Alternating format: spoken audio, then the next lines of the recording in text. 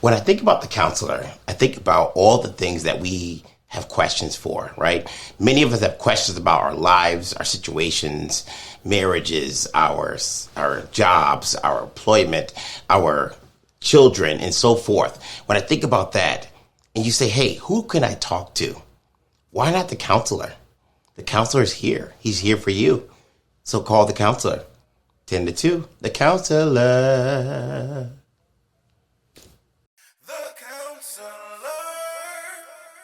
Good afternoon, and thank you for watching The Counselor. I am your host, Sheldon Stovall, and today we have a great segment on cell phone or smartphone addiction.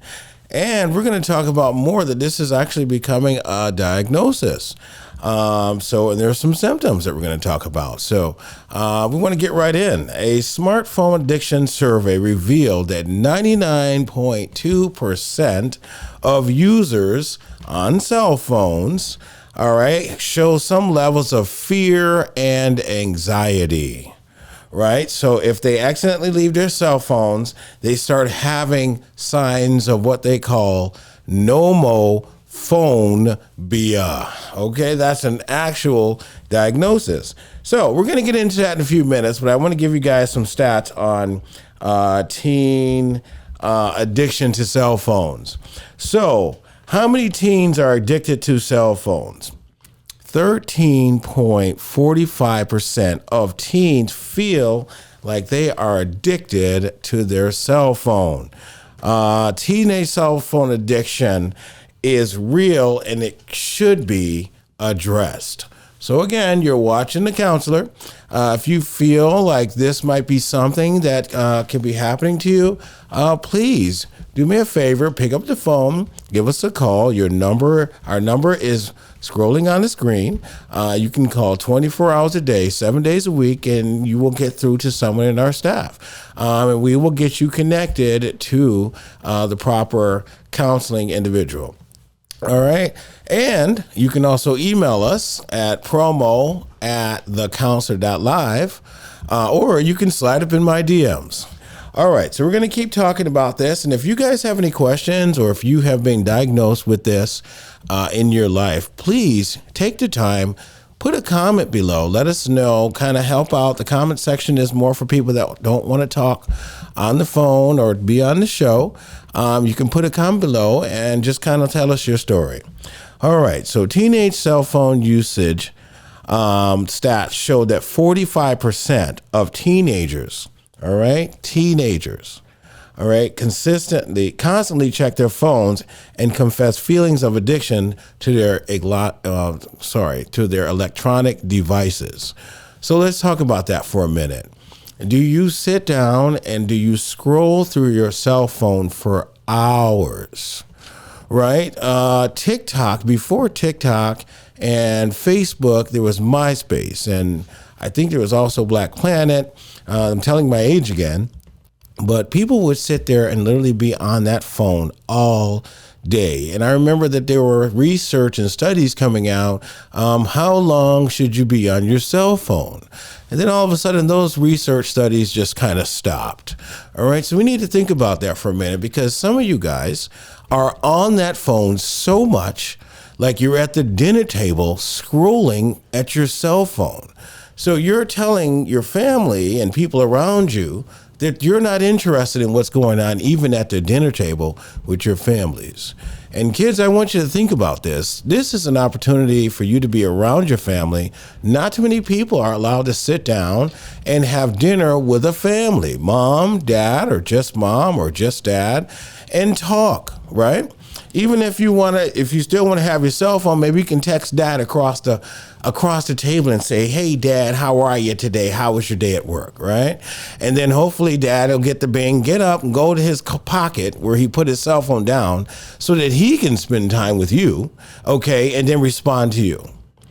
So what you guys want to do is you want to start pulling yourself away just a little bit, right? Pay more attention to what's happening around you. All right, I remember this thing when the Pokemon came out. Do you remember the Pokemon, guys? Everybody's sitting there walking around with their cell phone looking down, and then all of a sudden we started having instances where people fell off a cliff or fell down a hill, right? So again, when you're looking down, who's looking around for you, right? At least get someone to be next to you and be like, hey, hold on a minute before you fall down the ledge. Thank God I was there and I wasn't looking at my phone. All right, so when you start feeling like you're doing that, I think that there might be something going on. All right, so this is the counselor, and what we want to do is we want to talk about this with you guys. And your parents, they're just frustrated with you, they're upset with you, right? Because you're not paying attention. You're always on your phone. How many times have you heard someone say, you're always on your phone, right? Addiction. Oh, you're always drinking. You're always partying, right? People start telling you you're always drunk, right? So addiction, when someone starts telling you that you're always on something, all right, that's something to start thinking about, right? That might be a situation, and it's turning out that this might be an actual diagnosis it's not in the DSM-5 yet. But, the research and studies are proving this. And you know what? This wasn't going on when the DSM-5 was being updated. So this is maybe something that we need to start looking at in this industry. All right. So I want to talk about how many people are addicted to their cell phone. So the stats, and these are stats from 2021, 75.4% of people, using cell phones that took this survey, consider themselves addicted to their phone. So that means 65% of people check their phones up to 165 times a day. That is a lot. When you're on the phone that much, all right, what did you miss the first time that you didn't see that you're going to see the second time? All right, what is exactly are you missing? Right? Some of you guys need to think about this. I mean, you don't watch TV. You don't watch, some of you guys don't watch sports. Even if you are watching sports, you're scrolling through your phone. You're not even paying attention to what's happening. You're literally strolling. All right, we're going to talk about some physical effects that are going to happen to your body as you grow older and you start developing. I mean, I don't know if you ever noticed any of these kids, some of these kids, their heads are like hung down, like their neck is like, down. I don't know if you ever seen a few people like that. But when your head is down constantly for hours and hours and hours, you are going to start having some physical effects as well. All right. So sometimes if you don't know about something, all right, and it's starting to happen to you. That's why we have shows like this and talks like that. And that's why you talk with counselors and other professionals that can kind of help you kind of get through this. Right. So I want you guys to pick up the phone, give us a call if this content might be something that, you're concerned about in parents. It needs to be a different way for you to communicate to your children that you're on your phone too much. And by the way, and if you're on your phone too much, what do you think your kids are going to do? So sometimes you need to lead by example. And yes, a lot of us do business on our phone. I do business on my phone. Like my phone is something that I need to use for what I'm doing publicly, talk with clients. So yes, I'm on my phone a lot too, and I need to start thinking about that myself. Right? So when we're on the phone a lot, you're around your children, they're just doing what you're doing, which they think it's normal. All right, parents.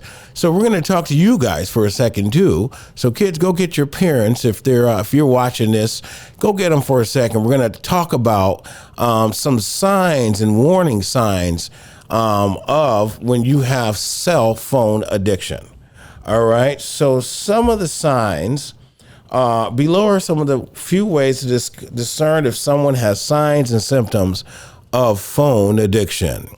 All right, so lying about your phone use. So when people start saying to you, were you just on your phone? No, I wasn't on my phone. Right? Why are you lying about it? What is the big deal if you're on your phone or not if you don't think anything's wrong? right? So lying about it, just or putting your phone away real quick, like some of you guys in school, right? Supposed to be paying attention. I promise you, you cannot pay attention and look at your phone at the same time unless you can separate your brain in half and both eyes and both ears, like literally just separate all this in half, and like one portion is concentrating on your phone and the other portion is concentrating on your professor.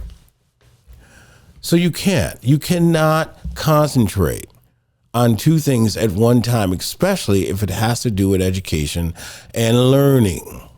Right. So it's very important that when you guys are thinking about, if this might be an issue for me, start thinking about if you're lying about it. When people ask you, were you just on your phone? Or if you have to go to the bathroom and you're at work or you're in a meeting and you go in the bathroom and no one even hears anything or a toilet flush because you had to go check your phone real quick. So when other things become more important your cell phone becomes more important to even business that you have to take care of or your education, there could be an issue. All right, loved ones expressing your concerns. So now, teens, I want to go back to you. Kids, I want to go back to you. So if your parents are expressing a concern, your grandparent or your mom or your dad are saying things to you like you're on your phone too much, like start listening for a second. It could be an issue, right? And we always want to say, oh no, that's not something that can happen. Again, I work in substance abuse. I work in this industry, and these are signs when people that care about you are now being concerned about your overusage of your cell phone. All right, and again, we're going to talk about the diagnosis in a minute, nomophobia. All right. Neglect or trouble completing duties at work. How many people are at work and instead of you finishing up your assignment that your supervisor asked you to do, you're in your phone? I guarantee if we ask you, how many scrolls have you went through? How many TikToks did you go through today? I bet you it'll be over 1,000. Okay, so if you took that much time to do that, how much more productive would you be at work? All right, so I want you guys to start thinking this is a real thing, right? Let's see, neglecting school, right? So even myself being in college, and I looked around, I just see other people with their phone under their desk, looking up at the teacher and trying to pay attention. The professor doesn't care. They've already paid, so if you're not, they do care, but they're already paid, right? So you've already paid for that. So you're the person that's losing out by sitting there not answering your cell phone, right? Or being on your cell phone. So it's very important and concerning. Okay, so let's move on. All right, so we're talking about self-pity addiction. So we got school, we have work. What else might be affected? Home life. All right, so when your family, you don't want to be around your family anymore, you're isolating. Okay, once again, signs of addiction. Isolation. When you're in your room all day on that phone after school, before school, in the bathroom. Think about that. This is something that's now attached to who you are. All right, now I'm not trying to scare you guys. I just want you to start thinking about what's happening. This is a real thing. All right, more and more time using the phone. So let's do the math for a minute. So let's see. Some of you guys go to sleep what? With the TikTok in your hand scrolling. So I'll say you guys probably go to sleep around 9:30, 10 o'clock. And then your phone is in your hand while you're sleeping. And TikTok is still scrolling because some people, your TikTok will keep going. Right? So, all right. So we'll count that as sleep. Even though it's in your hand, we'll count it as you went to sleep. So let's see. You'll probably sleep around 8 hours. You get up around 6 to get ready for school. What is the first thing that you do? All right, I'm waiting. You check your phone. All right. So now you got up, you checked your phone. So now you're going to get up, you go brush your teeth. So now you check your phone before you even brush your teeth. All right, so we're just kind of taking you through this day. All right, so next, all right, you get in the shower if you do shower. Some of these teens don't shower either. Okay, so if you get in the shower, some people now you can bring your phone in your shower. Some people do TikToks in the shower, right? I watch TikTok too, I know that. So some people do TikToks in the shower. So you're in there now, you're checking your phone in your shower. All right, so the day hasn't even started. You've already been within 1 hour between 6 and 7 that you've taken a shower and you've got up and took a shower. So what happens? That's usage. That's excessive cell phone usage. Okay, now you start to get dressed. You get out the shower, boom, you got to check again. All right, so then you keep. Do you understand? It's starting to be part of your home life. The cell phone is your home life. So these are signs of addiction. And my last point on that, checking people's profiles repeatedly due to anxiety. Now that's going to be a part of my stalking. When people are actually stalking other people, we're going to talk about stalkers.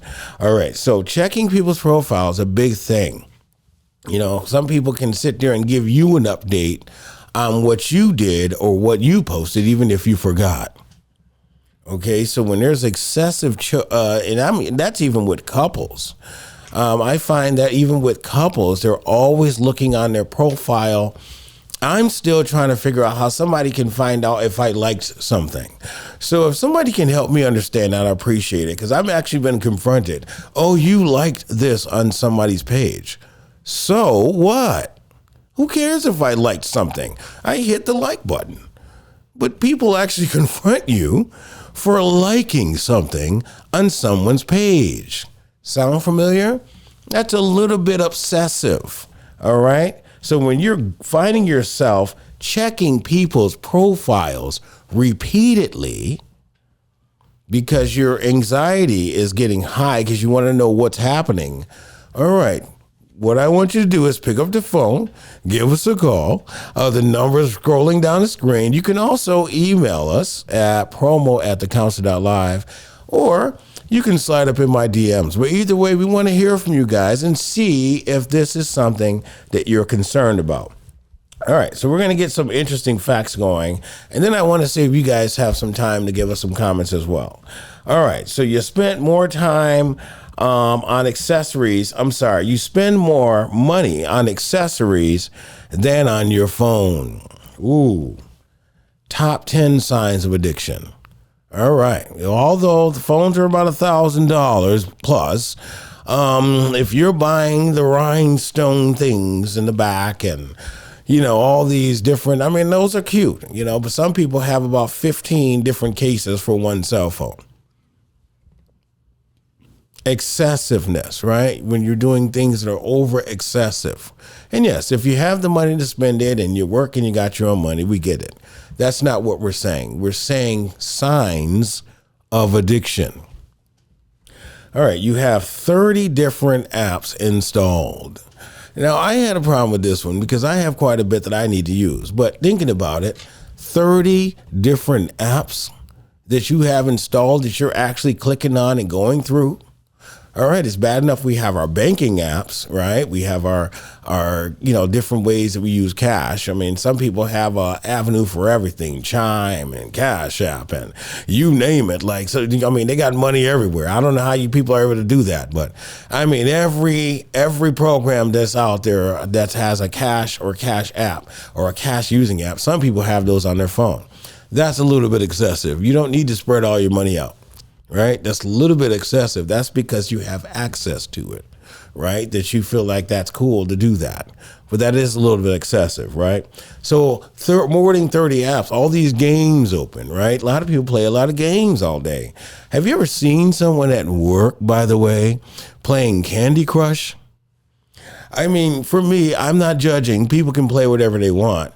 But, when you're sitting at work and you're sitting there talking to somebody, or, they'll call you over for a second and they put their cell phone down and it's Candy Crush. And I'm like, are you seriously playing Candy Crush at work? Candy Crush, where you're just pressing a button trying to make little color things that are in the same order like disappear. I mean, I don't get it. I don't get Candy Crush. And it's like, that's one of many, but that one, and then there's another one where you keep sliding your hand over and over again. I can't remember the name of it.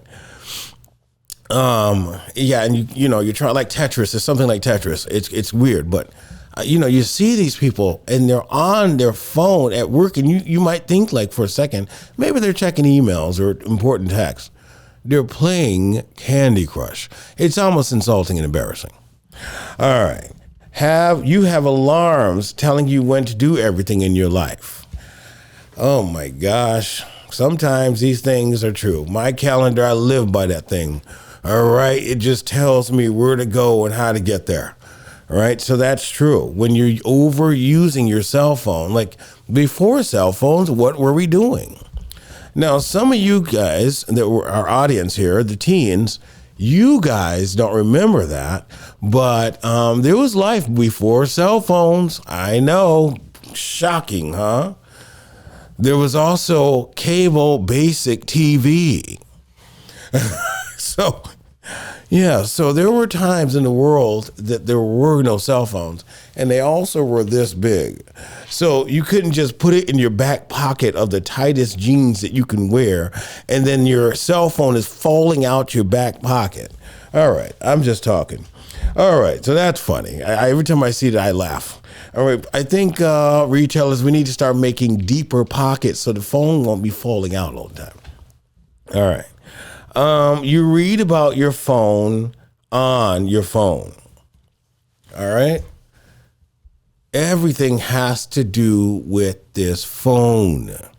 Cell phone addiction. All right. And then you've cut back on necessities to afford your $100 a month cell phone bill. All right. And I'm going to tell my age. I remember when there were several companies like MCI, look them up. They were like a singular cell phone company. I remember when they had cell phones, and they were the cheapest. I think they were the most expensive at the time. And then T-Mobile and Sprint, they came out and said, you know what, let's go digital. Like, because MCI was analog rather, and then they became then digital came out, which is what T-Mobile and Sprint are known for, right? They start using the 4G I think it was 2G at that time, satellites and all these things. And yes, guess how much the cell phone bills were? $14.99 and then $29 for unlimited talk time and texting. All right. This is not too much long ago, because I'm still alive today. So this is when cell phones first came out. That's how inexpensive they were. And now you people are paying upwards of $100 and something a month, depending on how many people are on your plan. That is asinine. We used to do the family plan. I remember the family plan at most was like $69.99. And I sold cell phones back in the day. So owned a couple stores. And so I know we used to try to talk people into getting a family plan for $60. So think about that. These are signs of addiction. Life has changed. And when you go through life looking at these situations, it's like, what happened? Like, how did we end up in this situation? All right, so we want to talk about nomophobia. What is nomophobia? So it has to be the fear of something, right? If it's a phobia. All right, so the term nomophobia or no mobile phone phobia is used to describe a psychological condition when people have a fear of being detached from mobile phone connectivity. So when it becomes something physical now, where you're feeling like symptoms, and we're going to talk about symptoms right now, feeling differently, this is when it's now time to go maybe talk to a therapist or talk to your parents about getting a therapist.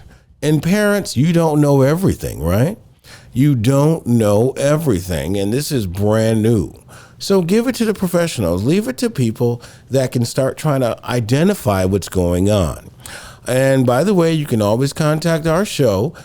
We do have a nationwide counseling network that we have access to that we can literally refer you over, or we can actually warm transfer you over to a licensed therapist either today or by the end of the day. We're going to have you speaking with someone. All right. So that's what we do here.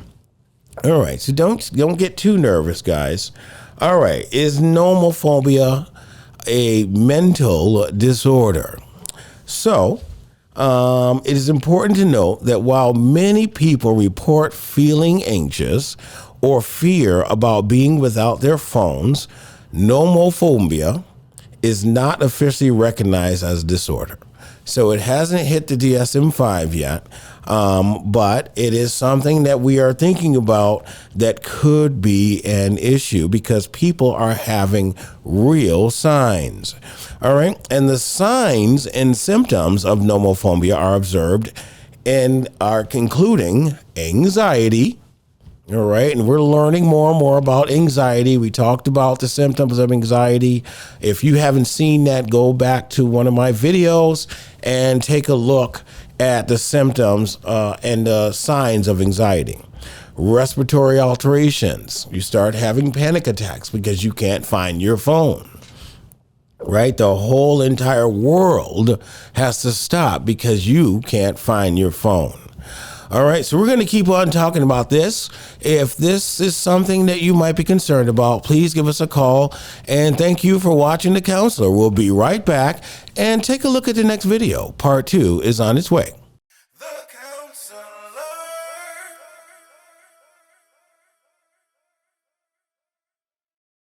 When I think about the counselor, I think about all the things that we have questions for, right? Many of us have questions about our lives, our situations, marriages, our jobs, our employment, our children, and so forth. When I think about that, and you say, hey, who can I talk to? Why not the counselor? The counselor is here. He's here for you. So call the counselor. 10 to 2, the counselor.